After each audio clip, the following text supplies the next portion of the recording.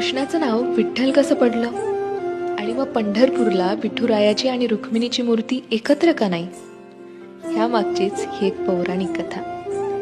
कृष्ण निजला निवांत, आठवली त्याला राधा, राधेला केले जादूने जिवंत, जणू काय झाली त्याला प्रेमबाधा.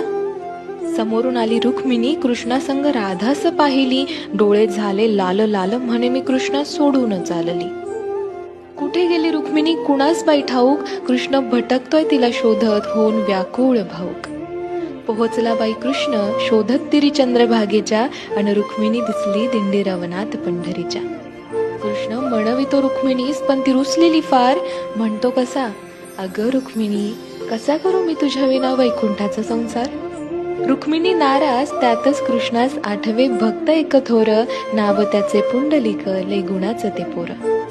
पुंडलिकाच्या घरी आली कृष्णाची ग बाई स्वारी, पुंडलिक